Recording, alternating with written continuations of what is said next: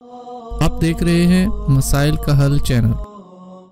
نحمدہ و نصلی علی رسولہ الکریم، اما بعد فاعوذ باللہ السمیع العلیم من الشیطان الرجیم، بسم اللہ الرحمن الرحیم۔ حضرات ذی وقار، آپ نے سورۃ ہود کی تلاوت سنی، 12واں سپارہ شروع ہوا۔ اس کے اندر اللہ رب العزت نے بڑے پیغامات جاری کیے۔ سب سے بڑا پیغام اس سورت کے اندر سیدنا نوح علیہ السلام کا واقعہ۔ آپ کی قوم، آپ نے قوم کو 950 سال تبلیغ کی، قوم بھی نہ مانی، اور آپ کے گھر والوں میں سے بھی کچھ افراد ایسے تھے جنہوں نے حق کو نہیں پہچانا، جن میں سے آپ کا ایک بیٹا تھا اور آپ کی بیوی تھی۔ سیدنا نوح علیہ السلام نے قوم کو دعوت دی، قوم نے ایک نہ مانی، غیروں کی عبادت کرتے رہے۔ سورۃ نوح کے اندر آپ نے شاید پڑھا بھی ہو، سنا بھی ہو، کچھ بت کا ذکر ہوتا ہے، وَدًّا وَلَا سُوَاعًا وَلَا يَغُوثَ وَيَعُوقَ وَنَسْرًا۔ یہ 4-5 قسم کے یہ بت تھے، ان کی عبادت کیا کرتے تھے۔ نوح علیہ السلام نے قوم کو بڑا ہی سمجھایا، تبلیغ کرتے رہے، قوم کو ڈرایا بھی کہ اللہ کا عذاب آئے گا۔ قوم نے مذاق میں لے لیا اسے، کون سا عذاب ہے، کون سے ہم مجرم ہیں۔ تو سیدنا نوح علیہ السلام کی قوم پر بہت بڑا عذاب آیا تھا۔ کس چیز کا عذاب تھا جی؟ پانی کا عذاب آیا تھا، سیلاب کی صورت میں۔ تقریباً محدثین نے لکھا 6 مہینے تک یہ عذاب جاری رہا، 6 مہینے۔ ایک سیلاب کا پانی، اوپر آسمان سے بھی پانی برس رہا تھا بارش کا، اور نیچے سے بھی پانی، تو پہاڑ بھی اس پانی کے اندر بہہ گئے تھے۔ اتنا بڑا عذاب تھا اللہ کا۔ اب جب قوم ہٹ درم تھی، عذاب سامنے دیکھا، اللہ رب العزت نے نوح علیہ السلام کو حکم جاری کر دیا کہ آپ کشتی بنائیں۔ میں اختصار کے ساتھ بتا رہا ہوں، اگر پورا واقعہ بتانا شروع کر دے تو ساری رات لگ جائے گی۔ صرف اختصار کے ساتھ ایک جو مقصود ہوتا ہے، جو مفہوم ہوتا ہے، وہ بتانا اصل چیز وہ ہوتی ہے کہ اللہ کی ناراضگی کس چیز پر آئی، اور اللہ جس کو چاہتا ہے ہدایت دیتا ہے، اس کے علاوہ ہدایت کسی کو نہیں ملتی۔ اب نوح علیہ السلام کو یہ آرڈر ہوا کشتی بنائیں، جو آپ کے چاہنے والے ہیں آپ ان کو کشتی میں بٹھائیں، انسان ہیں، جانور ہیں، ان کو آپ کشتی میں بٹھائیں، آپ ان کو لے جائیں۔ تو نوح علیہ السلام نے کہا اللہ جانوروں کو بھی کشتی میں بٹھا دوں؟ اللہ نے کہا بٹھا دو۔ اللہ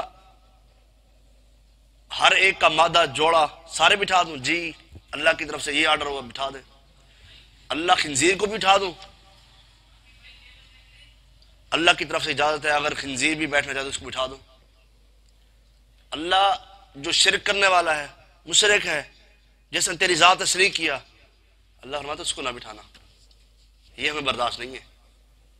آپ کی کشتی میں شرک کرنے والا بیٹھ جائے، یہ ہمیں برداشت نہیں ہے، باقی ہر چیز بٹھا دو، ہمیں منظور ہے۔ اللہ اکبر۔ سیدنا نوح علیہ السلام پریشان ہو گئے، کشتی بنائی جیسے بیڑا نما، چل پڑی کشتی۔ اب دعا پڑھائی قوم کو، آپ بھی اگر کشتی میں بیٹھے، دریا کے اندر وہ بیل جہاز میں بیٹھے تو یہ دعا پڑھا کریں۔ یہ دعا مشہور ہے، آپ نے سنی بھی ابھی تلاوت کے اندر، بسم اللہ مجریہا ومرساہا ان ربی لغفور الرحیم۔ یہ دعا ہے کشتی کے اندر بیٹھنے کی۔ حضرات جی کا کرتے کراتے عذاب آیا۔ اب جب سیدنا نوح علیہ السلام نے بیٹے کو دیکھا، بیٹا غوطے کھا رہا تھا، اس کا نام کنعان مشہور ہے، کنعان۔ تو جب بیٹے کو غوطے کھاتے ہوئے باپ نے دیکھا نا، باپ کی محبت غلبہ میں آ گئی، کہا اللہ میرا بیٹا ہے، اس کو تو معاف کر دے۔ اب اللہ رب العزت نے ادھر اپنے پیغمبر، اللہ اکبر، نوح علیہ السلام، جس پیغمبر نے 950 سال تبلیغ کی، صرف اس پیغمبر کو اللہ نے سخت قسم کے الفاظ بول دیے۔ اللہ فرماتے ہیں آپ تو کہتے ہیں میرا بیٹا ہے، سیدنا نوح علیہ السلام کہتے ہیں وَنَادَى نُوحٌ ابْنَهُ وَكَانَ فِي مَعْزِلٍ يَا بُنَيَّ ارْكَب مَعَنَا وَلَا تَكُن مَعَ الْكَافِرِينَ قَالَ سَآوِي إِلَى جَبَلٍ يَعْصِمُنِي مِنَ الْمَاءِ۔ جب وہ جودی پہاڑ پر چڑھے تھے نا جی، تو جب بیٹے کو غوطے کھاتے ہوئے دیکھا تو بیٹے کو بلا رہے ہیں کہ آ جاؤ، ابھی بھی وقت ہے، آ جاؤ کشتی میں بیٹھ جاؤ۔ کہتا ہے نہیں مجھے تو یہ پہاڑ بچا لیں گے، مجھے تو فلاں بچا لے گا، فلاں بھی بڑی پہنچی ہوئی سرکار ہے، جب وہ خود پانی میں ڈوب جائے اور جس کو خود کو مصیبت آ جائے وہ کیسے بچا سکتا ہے۔ اب باپ بلا رہا ہے، بیٹا نہیں آ رہا۔ وحال بینہم الموج فکان من المغرقین۔ جب یہ بھنور کے لیے آئی نا جی تو یہ عذاب کی صورت میں، تو بیٹا غوطہ کھانے لگا، غرق ہونے لگا۔ تو اسی وقت سیدنا نوح علیہ السلام نے کہا وَنَادَى نُوحٌ رَبَّهُ، اے اللہ یہ جو میرا بیٹا ہے نا اس کو تو بچا دے، میرے بیٹے کو بچا دے، باقی جو بندہ تیرے عذاب میں آتا ہے آ جائے۔ اللہ نے کہا اے نوح علیہ السلام، اے پیغمبر، قال یا نوح انہ لیس من اہلک، آپ کہتے ہو یہ میرا بیٹا ہے، یہ آپ کے گھر والوں میں شمار ہی نہیں ہوتا، حالانکہ حقیقی بیٹا تھا، ان کی اولاد میں سے تھا۔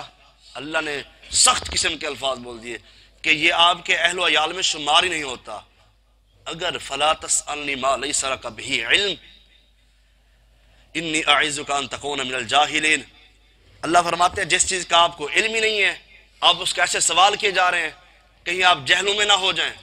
اللہ اکبر، استغفر اللہ۔ اللہ اپنے پیغمبر کو جھنجھوڑ رہے ہیں۔ حضرات ہم کس چیز کے بنے ہوئے ہیں؟ ہم تو ایک عام سادے سے انسان ہیں، وہ پیغمبر جنہوں نے ساری زندگی اللہ کی توحید کے لیے مارے کھائی، قوم کی باتیں سنی، ان پیغمبروں کو بھی اللہ نے اپنی توحید کے آگے جھنجھوڑ دیا۔ تو اللہ نے جب یہ سخت الفاظ بولے تو پھر پتہ ہے سیدنا نوح علیہ السلام نے فوری طور پہ کیا کہا؟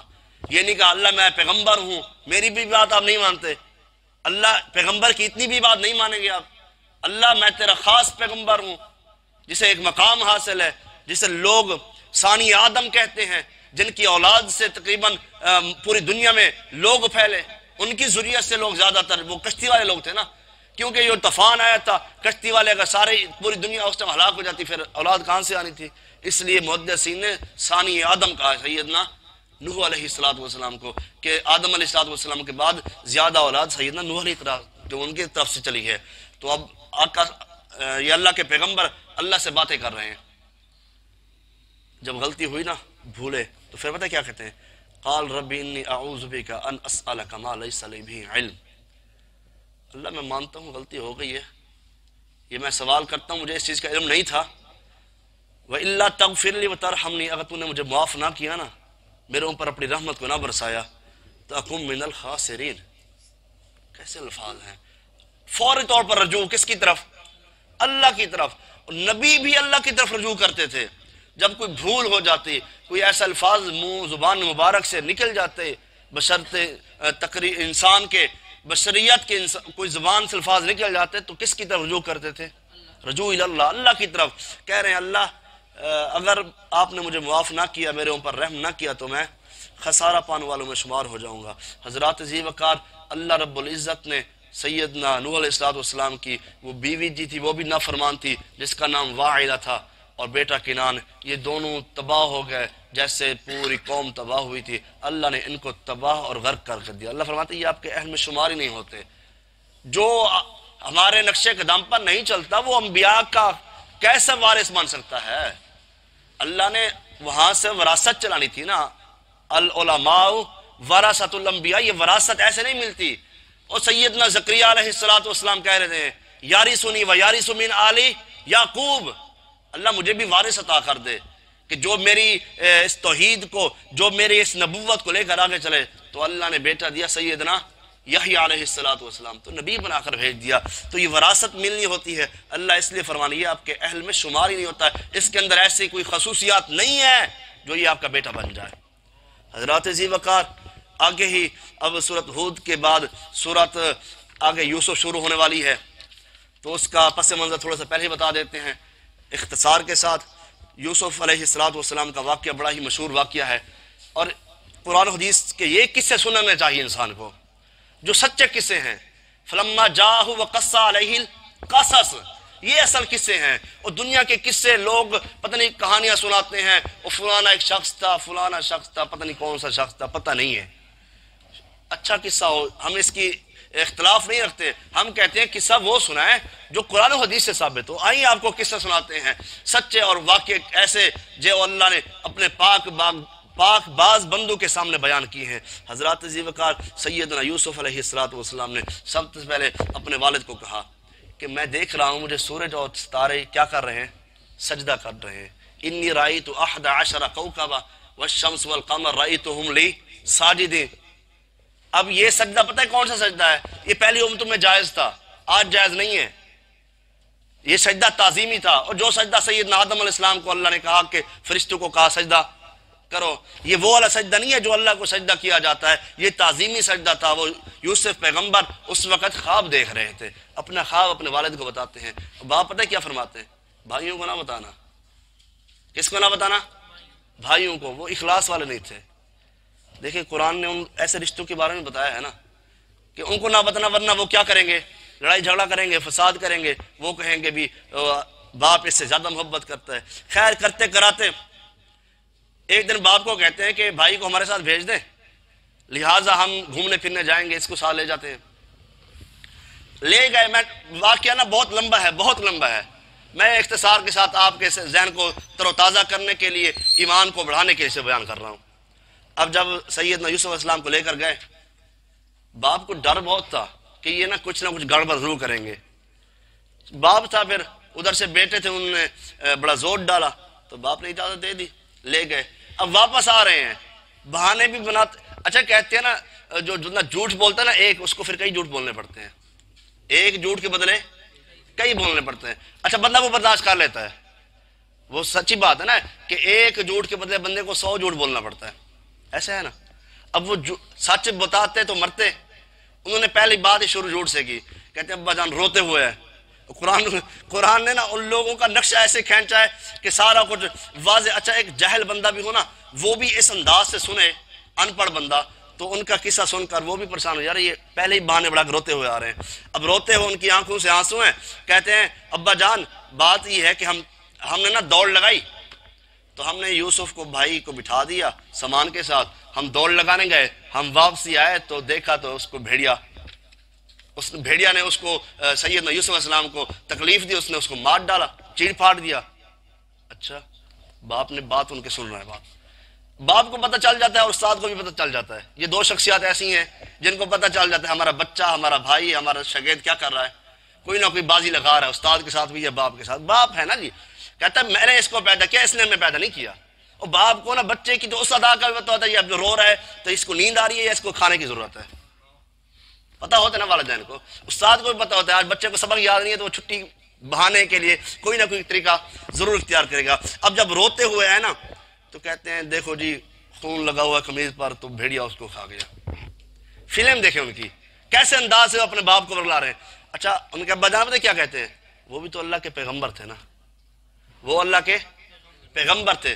وہ پتہ کہتے ہیں اچھا بھیڑیا اتنا سمجھدار تھا، اس نے قمیض کو پھاڑا ہی نہیں ہے، اس نے پیار سے اس کی قمیض اتاری ہوگی، قمیض اتار کے پھر اس کو چیڑا پھاڑا، پھر وہاں سے خون اپنی زبان سے پھر اس کی قمیض میں لگا دیے.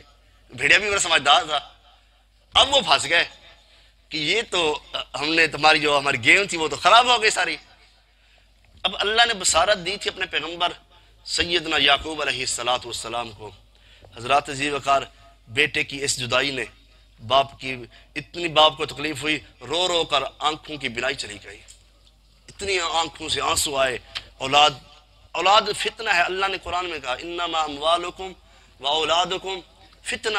اللہ نے کہہ دیا یہ فتنہ ہے. اب چاہے پیغمبر ہو، ادھر بھی تو نوح علیہ السلام اولاد کے لیے اللہ سے کہہ رہے ہیں اللہ اس کو چھوڑ دے، ادھر یعقوب علیہ السلام بھی اولاد کے لیے. اب بالکل جب ساری باتیں ہو گئیں، اب انہوں نے کہا جی اللہ کی آسر ہے. ادھر وہ سیدنا یوسف علیہ السلام کو کنویں میں ڈال کر آ رہے ہیں. ادھر سے ایک قافلہ آیا، انہوں نے پانی کی ضرورت تھی، پانی بھرنے کے لیے جب ڈول اندر ڈالا تو باہر نکالا تو انہوں نے کہا قالا یا بشرا ھذا غلام. اللہ کے بندو تم خوشخبری ہے تمہارے لیے. انہوں نے کہا کیا؟ انہوں نے کہا بھی آج تو ہمیں پانی لینے کے بدلے ہمیں اللہ نے غلام عطا کر دیا. اور غلام بھی ایسا، اللہ اکبر، حسین و جمیل خوبصورتی کی تو اس کی مثال نہیں ملتی. وہ جو پانی اٹھانے والا تھا وہ بھی حیران رہ گیا، یار آج تو ہمیں کوئی ہیرا مل گیا ہے، آج تو ہماری قسمت کھل گئی ہے. کہتے ہیں ہمارا یہ بھی ہمیں بڑا فائدہ مند ہوگا. اللہ اکبر. سیدنا یوسف علیہ السلام بکتے بکاتے کرتے کراتے ایسے بازار میں بک رہے تھے. کوئی سونے لے کر آ رہا ہے، کوئی جواہرات لے کر آ رہا ہے، کوئی ہیرے لے کر آ رہا ہے، کوئی ہمارے جیسا فقیر مٹی لے کر بھی جا رہا ہے. ایک عورت مٹی لے کر جا رہی تھی. اس سے پوچھا گیا بھی یہ مٹی لے کر کہاں جا رہی ہو؟ کہتی ہے سنا ہے یوسف پیغمبر مصر کے بازار میں بک رہے ہیں. ابھی پیغمبری نہیں ملی تھی، کیونکہ ہمارے زبان پہ نا جو تقیہ کلام ہوتا ہے بار بار وہی الفاظ آتے ہیں، تو پھر بھی اگر ادباً میں نے یہ الفاظ بول دیے تو کوئی اس میں کوئی حج نہیں ہے، کیونکہ اللہ نے الہام پہلے ہی کر دیا تھا. اللہ نے جس کو نبوت دینی ہوتی ہے نا اس کے دل میں الہام پہلے ہو جاتا ہے. اللہ نے اپنے پیغمبر جناب محمد الرسول اللہ صلی اللہ علیہ وسلم کو پیغمبری دینی تھی نا، تو ایک وقت ایسا آیا تھا آپ اتنے حیا والے تھے، جب آپ کی قمیض اتاری گئی تو آپ بے ہوش ہو گئے تھے. آپ کی قمیض اتاری گئی تو آپ بے ہوش ہو گئے تھے. تو لوگوں نے گواہیاں دی تھی. تو پیغمبر ایسے ہوا کرتے ہیں، شرم و حیا والے. تو سیدنا یوسف علیہ السلام کے لیے وہ عورت اس سے پوچھے کہ وہ تو ہیرے جواہرات سے اس کو تولا جا رہا ہے. کہتی ہے میں اس کو لینے نہیں جا رہی، بس میں شمار کرنے جا رہی ہوں کہ خریدار میں ہمارا نام بھی آ جائے گا. یوسف کو خریدنے والے ہمارے جیسے لوگ بھی ہیں. حضرات ذی وقار شاعر کہتا ہے اگر ہوتی نا خون کے رشتوں میں وفا، اگر ہوتی نا خون کے رشتوں میں وفا تو یوسف نہ بکتا مصر کے بازاروں میں. یہ باپ نے خود کہہ دیا بھائیوں کو نہ بتانا. کوئی وجہ تو تھی، کوئی وجوہات تو تھی نہ جس کی وجہ سے ان کے دل میں حسد آیا، بغض آیا اور اپنے سگے بھائی کے خلاف ہو گئے تھے. حضرات ذی وقار کرتے کراتے ایک مصر کے گھر میں پہنچ گئے. مصر کا جو بادشاہ تھا عزیز مصر، ان کی اولاد نہیں تھی. اب انہوں نے اس کو اپنے گھر میں رکھ لیا. بیوی کو کہتے ہیں اس کو غلام نہ سمجھنا، اتنا خوبصورت حسین و جمیل غلام نہیں ہو سکتا. کہتے ہیں کوئی بڑے خاندان کا شخص لگتا ہے، اسے اپنے بیٹے کی طرح اپنے گھر میں رکھنا ہے. ایسے کرتے کراتے تو ایک دن ایسا ہوا سیدنا یوسف علیہ السلام جوانی کے نشیبمن میں آنے لگے، جوان ہونے لگے. تو عزیز مصر کی بیوی جسے لوگ زلیخا کے نام سے مشہور رکھتے ہیں، اب اس نے ایک دن کا وقت پا کر اس نے ایسی حرکت کرنی چاہی جو سب سے بری گھٹیا حرکت تھی. ایسے کرتے کراتے وہ یوسف علیہ السلام کے پیچھے بھاگ رہی ہے اور آپ آگے دوڑ رہے ہیں. وہ برائی کی طرف بلا رہی ہے، آپ اس سے دور بھاگ رہے ہیں. اور جو پیغمبر ہوتے ہیں اللہ انہیں برائیوں سے محفوظ رکھتے ہیں. اللہ انہیں ایسی بےہودہ حرکتوں سے، ایسے غلط کاموں سے اللہ ویسے انہیں دور رکھتے ہیں. حضرات ابھی میں نے کہا نا پیغمبری تو نہیں ملی تھی، جوانی بھی تھی، شباب بھی تھا، جوان بھی تھے، دروازے بھی بند تھے، کوئی دیکھ نہیں رہا تھا، کوئی دنیا کی طاقت روک بھی نہیں سکتی تھی. مصر عزیز کی بیوی ہے، بادشاہ کی بیوی ہے، کوئی دروازے بھی بند ہیں، دیکھنے والا کوئی نہیں. دل میں کس کا ڈر ہے پھر؟ وہ کہتی ہے تلک سنیا ساڑھے الویک. سیدنا یوسف پیغمبر کہتے ہیں قال معاذ اللہ، اللہ سے ڈر جا. اب وہ ایک دوسرے کے پیچھے دوڑ رہے ہیں. دروازے پر عزیز مصر آ گئے، دروازہ کھلا. اب اس کی سمجھداری دیکھیں، اب اس کا کام چیک کریں، کتنی وہ چلاک تھی، کتنی اس نے سمجھداری دکھائی. جیسے ہی خاوند کو دیکھا دوڑ کر اس کے پاس پہنچی. یہ قرآن کہہ رہا ہے، کوئی یہ واقعہ نہیں کہ چسکے اٹھانے کے لیے، ایسی بات نہیں ہے. یہ قرآن کا واقعہ ہے اور قرآن کے واقعے کو سننا میں سے ایمان تر و تازہ ہوتا ہے. اب جب وہ گیٹ پر آئے نا تو بیوی اس کے پاس پہنچی. کہتے دیکھا جس کو آپ نے اپنا بیٹا بنایا ہوا تھا آج وہ آپ کی بیوی پر اس نے برائی کا ارادہ کیا ہوا تھا. اللہ اکبر. اب وہ اس کے چکر میں آ کر خاوند تھا، اس نے کہا ہو سکتا ہے عزیز مصر کی بیوی ہے، اس پر نظر اس نے رکھ لی ہو، لیکن اسے یہ پتہ نہیں تھا آگے اللہ کا پیغمبر ہے، آگے ولی اللہ ہے، ولیوں کا ولی ہے. اللہ کے نبی علیہ السلام سے پوچھا کہ اللہ کے نبی یوسف علیہ السلام کے بارے میں بتایا. فرماتے اتنے وہ معزز ہیں یوسف علیہ السلام، فرماتے ہیں اللہ کے وہ خود بھی پیغمبر ہیں، باپ بھی پیغمبر ہے، دادا بھی پیغمبر ہے اور پردادا بھی پیغمبر ہے. یوسف بن یعقوب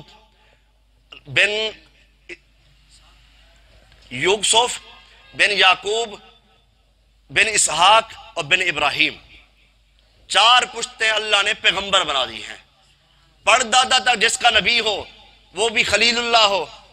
حضرات ذی وقار، اللہ نے پھر کیسے عزتیں عطا کی۔ اب عزیز مصر باتیں سن رہا ہے، کسی نے کہا کہ اگر قمیض، یہ میں اختصار کے ساتھ بتا رہا ہوں، اگر قمیض نہ پیچھے سے پھٹی ہوئی ہے پھر اس عورت کا قصور ہے، اگر قمیض آگے سے، کرتا آگے سے پھٹا ہوا ہے تو پھر یوسف کا قصور ہے۔ باتیں چل رہی ہیں۔ مصر، عزیز مصر کا بات تو ٹھیک ہے آپ کی، جب چیک کیا گیا تو کرتا کہاں سے پھٹا ہوا تھا؟ پیچھے سے پھٹا ہوا تھا۔ وَاسْتَبَقَ الْبَابَ، پیچھے سے جب کرتا پھٹا ہوا تھا نا تو دیکھا، تو اب عورت اس کی بیوی تھی، اس نے اس کی بھی بات ماننی تھی، اب کرتے کراتے اس کو جیل بھجوا دیا۔ کہتے ہیں یا گناہ قبول کر یا جیل چلا جا۔ انہوں نے کہا ساری غلطیاں میں نے نہیں کی، مجھے جیل منظور ہے لیکن میں برائی کے قریب نہیں جاؤں گا۔ تو کسی نے کہا نا، لازمی نہیں کہ قید خانے میں سارے قیدی مجرم ہوں، لازمی نہیں کہ قید خانے میں سارے قیدی مجرم ہوں، کبھی قید خانے میں یوسف بھی آ جایا کرتے ہیں۔ اللہ نے کس قدر اعزاز دیا۔ اب ادھر قید خانے میں چلے گئے، ادھر عورتوں نے باتیں کرنا شروع کر دی، اور جی دیکھو یہ عزیز مصر کی بیوی ہے، ایک نوجوان پر دل دے بیٹھی، ایک نوجوان پر یہ اپنی ساری اس نے حد ہی کراس کر دی۔ اچھا، اس نے کہا تم نے اس کو عام سمجھ لیا، تم نے اس کے بارے میں سوچا ہی نہیں، تم نے اس کو تو دیکھا ہی نہیں، آؤ پھر آپ کو میں دکھاتی ہوں۔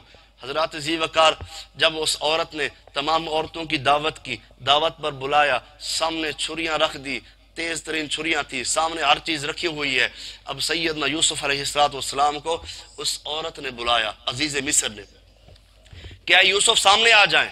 جب سیدنا یوسف علیہ السلام سامنے آئے نا، ان عورتوں نے دیکھتے ہی ان کے زبان پر الفاظ جاری تھے کہ یہ کوئی انسان نہیں ہے، ما ھذا الا بشرا، یہ انسان نہیں ہے، ان ھذا الا ملک کریم، یہ کیا ہے؟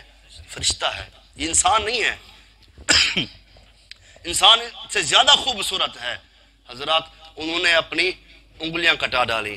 تو شاعر کہتا ہے جنہوں نے یوسف کو دیکھا نا انہوں نے انگلیاں کٹا ڈالی، جنہوں نے یوسف کو دیکھا انہوں نے انگلیاں کٹا ڈالی، اور جنہوں نے آمینہ کے لال کو دیکھا انہوں نے گردنیں کٹوا ڈالی۔